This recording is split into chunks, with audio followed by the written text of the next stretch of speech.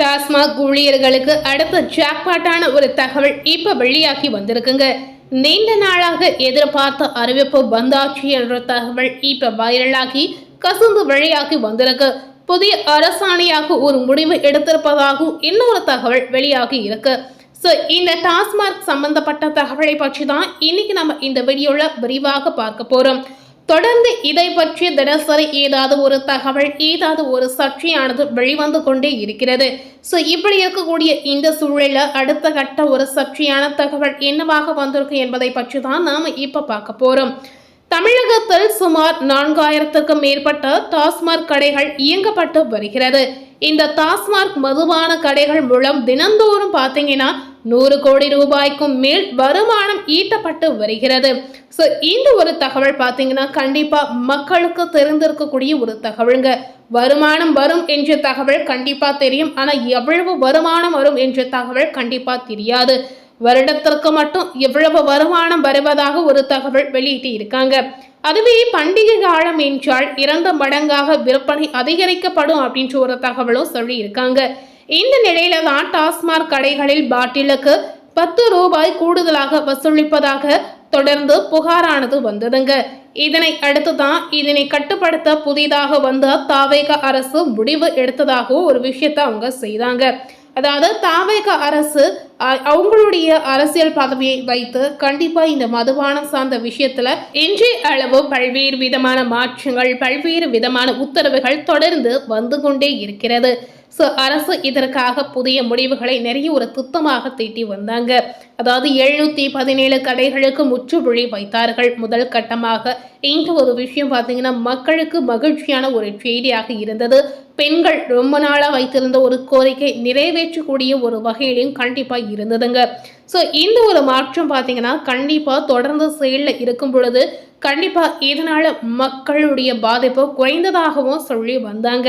ஏன்னா இந்த டாஸ்மாக் கடைகள் மூலம் மக்கள் நிறைய பேர் பாதிக்கப்பட்டு வந்த ஒரு சூழலும் கண்டிப்பாக ஏற்பட்டு இருந்ததுங்க. அதாவது பள்ளிகளுக்கு பக்கத்தில் இருக்கக்கூடிய டாஸ்மாக் கடைகளாக இருக்கட்டும், கோவில்களுக்கு பக்கத்தில் இருக்கக்கூடிய கடைகளாக இருக்கட்டும், கல்லூரிக்கு பக்கத்தில் இருக்கக்கூடிய கடைகளாக இருக்கட்டும், இந்த மாதிரி கடைகளுக்கு எல்லாமே முற்றுப்புள்ளி வைத்து வந்தாங்க. ஆனால் டாஸ்மாக் ஊழியர்களோ தங்களது மாத ஊதியம் பார்த்தீங்கன்னா 12,000 ரூபாய் மட்டுமே வழங்கப்பட்டது என்று கோரிக்கை வைத்து வந்தாங்க. இதனை வைத்து எப்படி குடும்பம் நடத்துவது என்று அவர்களுடைய தரப்புல ஒரு கேள்வியும் எழுப்பி வந்தாங்க. டாஸ்மாக் ஊழியர்களுக்கு ESI என்ற முறைப்படி ஒரு புதிய திட்டத்தை கொண்டு வந்திருக்காங்க.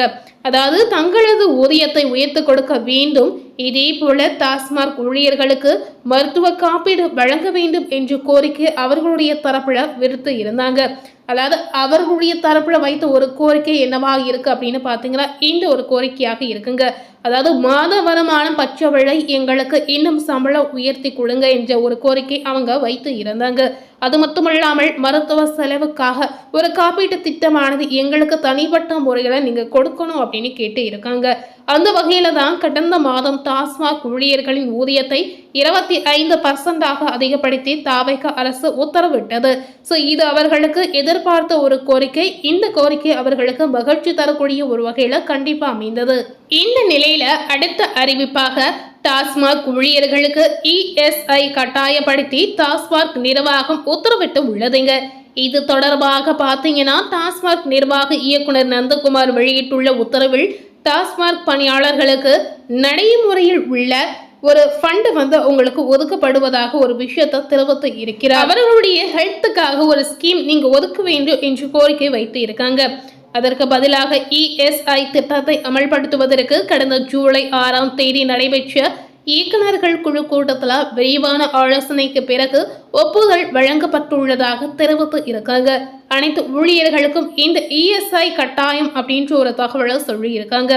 தமிழ்நாடு முழுவதும் உள்ள அனைத்து மாவட்ட மேலாளர்களுக்கும் தங்களுடைய மாவட்டத்திற்கு உட்பட்ட எம்ப்ளாயர்ஸா இருந்த அவர்களுக்கும் பார்த்தீங்கன்னா இந்த பிராந்திய அல்லது துணை பிராந்திய அலுவலகங்களை உடனடியாக தொடர்பு கொண்டு டாஸ்மாக் நிறுவனத்திற்கு என தனி ESI கணக்குகளை உருவாக்க வேண்டும் என அந்த உத்தரவில் குறிப்பிட்டு உள்ளதாக ஒரு தகவலை வெளியிட்டு இருக்காங்க.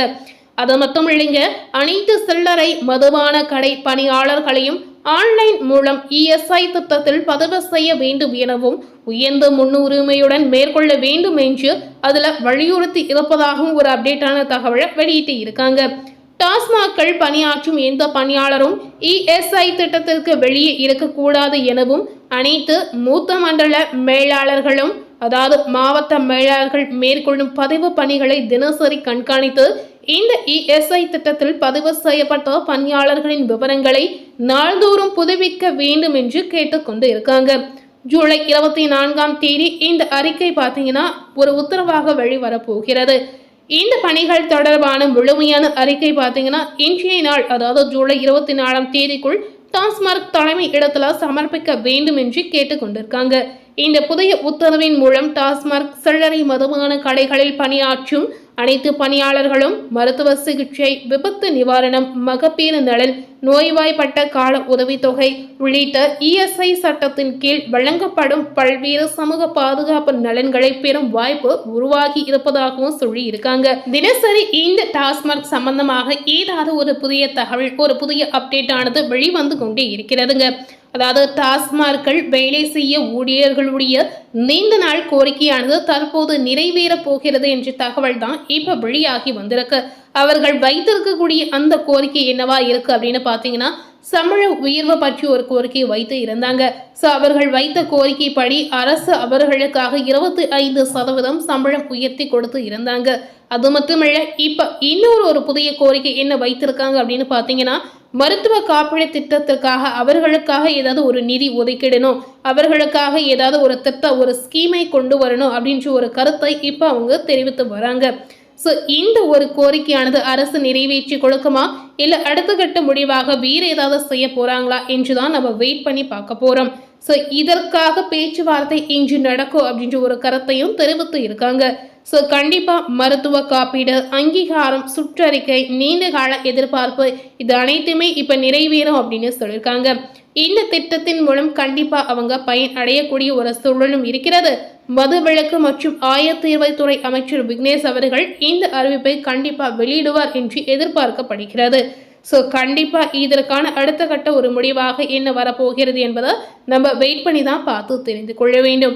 மேலும் இது போல புதிய தகவலை தெரிந்து கொள்ளணும் அப்படின்னு நினைத்தீங்கன்னா மறக்காம நம்ம சேனலை சப்ஸ்கிரைப் பண்ணி பக்கத்தில் இருக்கக்கூடிய பெல் பட்டனையும் மறக்காம ப்ரெஸ் பண்ணிடுங்க. நீங்கள் சப்ஸ்கிரைப் பண்ணால் மட்டுமே தினசரி அரசியல் சார்ந்த பதிவுகளை உடனுக்குடன் நீங்கள் புதிய அப்டேட்டாக பார்த்து தெரிந்து கொள்ள முடியும். தினசரி அப்டேட்டை தெரிந்து கொள்ளணும் அப்படின்னு ஆசைப்படக்கூடிய நேயர்களாக இருந்தீங்கன்னா மறக்காம நம்ம சேனலை சப்ஸ்கிரைப் பண்ணி பக்கத்தில் இருக்கக்கூடிய பெல் பட்டனையும் மறக்காம ப்ரெஸ் பண்ணிடுங்க. நீங்கள் சப்ஸ்கிரைப் பண்ணால் மட்டுமே நம்ம சேனலில் போடக்கூடிய எல்லா நியூ அப்டேட்டான வீடியோஸும் நீங்கள் உடனுக்குடன் பார்த்து தெரிந்து கொள்ள முடியும். தேங்க்யூ.